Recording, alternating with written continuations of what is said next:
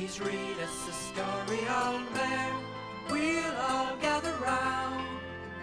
Dear old bear, sit in your favorite chair. We'll sit all around dear old bear.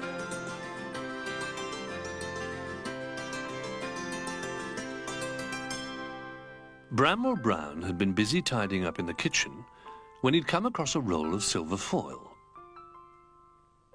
"Isn't it beautiful?" he said, and he spread it out in front of Little Bear. "I could use it as a slide or as a mirror. Or I could roll it up to make silver balls. I can't decide what to do first." "I could make some little cups," said Little Bear. He tore off a piece of the silver foil and wound it round and round his paw. Then he gave it a twist and flattened the end neatly. "See, it stands up on its own," he said excitedly. "And watch this, Bramwell." Little Bear carefully poured some water into the cup. "You can even drink out of it." Just as he handed it to Bramwell Brown, Rabbit dashed in and skidded the whole length of the foil. He collided with Bramwell, who dropped his cup, spilling water all over the floor. "Oh, you've just flattened my cup," said Bramwell sadly. "What cup?" asked Rabbit, looking all around. "This cup," said Little Bear. "Sorry," said Rabbit. "I didn't see it." "Never mind," said Little Bear. "We can make some more."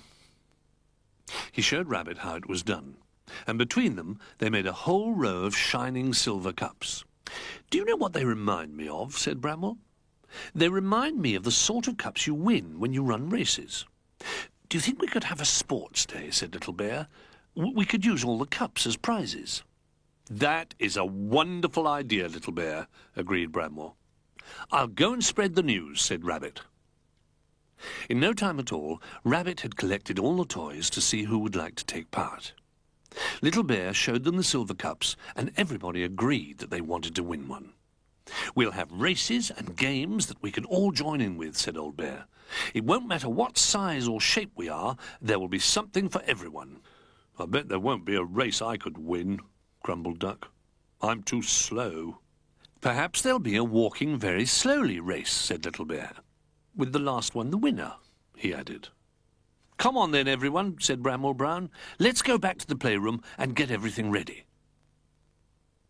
Old Bear had cleared a big space for the course and was helping Bramwell Brown to mark out the lanes with some string. Little Bear ran down one of the lanes. "I can run really well along here. I should win lots of cups." "But you have to race against somebody else," said Bramwell. "You can't just run on your own." "I wouldn't win then," said Little Bear. "Everyone's much bigger than me." "I'm not," said Sailor. "But you'll run faster," said Little Bear, "because your trousers aren't as baggy. Mine get in the way." "We'll need a loud noise to start the races," said Old Bear. "I could do that," said Dog. "I'll bang one of my bones on the drum, like this." And he made such a loud bang that everyone jumped, and it woke up Cat, who was asleep in her box. "Perfect," said Old Bear. "But before we start our first race, we're going to need 2 volunteers to hold the ribbon at the finishing line." "I'll hold one end," said Cat, and Zebra offered to take the other end. "The first race will be a sack race," announced Old Bear. "Except that we haven't any sacks, so we'll use socks." Little Bear, Rabbit, Sailor, and Bramwell Brown lined up at the starting line.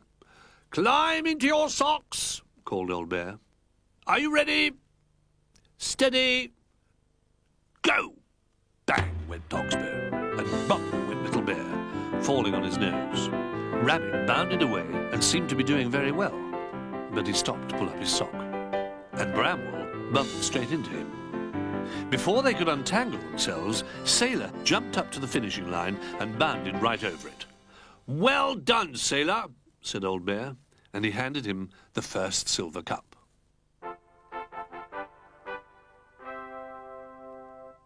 Having seen Sailor's big jump, they decided to have a jumping competition next.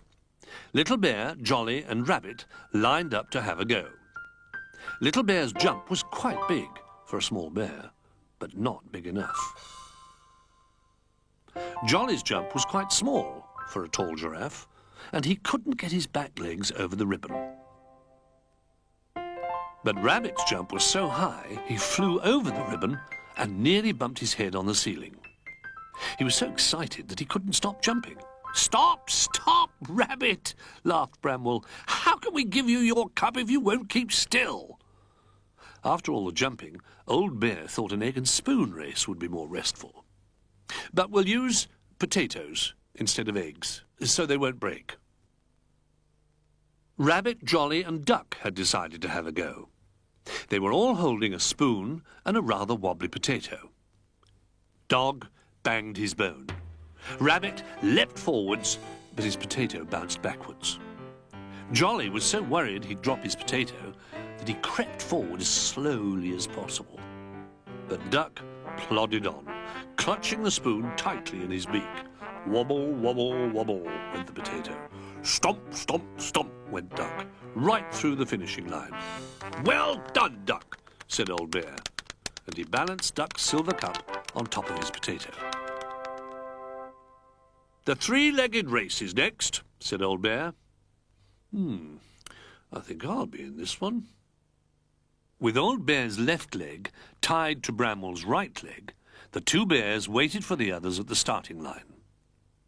Little Bear helped Jolly tie two of his legs to two of Camel's. "Did you say this was a three-legged race?" asked Jolly. "Yes," said Old Bear. "Well, we seem to have 6. Do you think it matters?" "Perhaps you'll go twice as fast," laughed Bramwell. Dog banged his bone, and they were off. Little Bear and Sailor did very well. They trotted down their lane, holding tightly onto one another. But Bramwell and Old Bear took great big strides and were almost at the finishing line when suddenly the 6-legged camel giraffe blundered past to win. Nobody was sure whether it was fair, and in the end, Camel and Jolly won cups for the 6-legged race, and Old Bear and Bramwell gave themselves cups for the 3-legged race. Sailor and Little Bear won nothing. "I'll never win a race," said Little Bear sadly, brushing a tear away with his paw. Old Bear gave him a hug. "But you've had fun running and jumping, haven't you?" "Yes," sniffed Little Bear. "And you don't mind the others winning cups, do you?" "Not really," said Little Bear. "Well, it's the running race next. How would you like to present the last silver cup to the winner?" "That's a very special thing to do." "Oh, yes, please," said Little Bear, cheering up a bit. Meanwhile, all the other toys were lining up to begin the race. "Don't go yet," called Little Bear in a panic, but it was too late. Bang! Down went Dog's bone, and they were away. "Wait for me!" shouted Little Bear, and he ran as fast as he could. "You mustn't get there before I'm ready," he puffed as he threw himself against the ribbon. "Hooray!" shouted Old Bear. "You did it, Little Bear!" "Hooray!" shouted Little Bear. "I'm just in time to give the cup to the winner." "Then you'll have to give it to yourself," said Bramwell, smiling. "You've just won the race." Little Bear turned round to see all the other toys crossing the finishing line. "I won! I won!" he shouted. "I won! And I didn't even know I was in the race." "You were faster than any of us," said Rabbit. They all crowded round to watch Old Bear present Little Bear with the very last cup. Everyone was sad that the games were over, but they all agreed it had been a wonderful day. "We could have made a slide from the silver paper," said Bramwell Brown, "or a mirror, or some little silver balls, but we wouldn't have had half as much fun." Then, tired, happy, and each clutching a little silver cup, all the toys said good night and marched off to bed.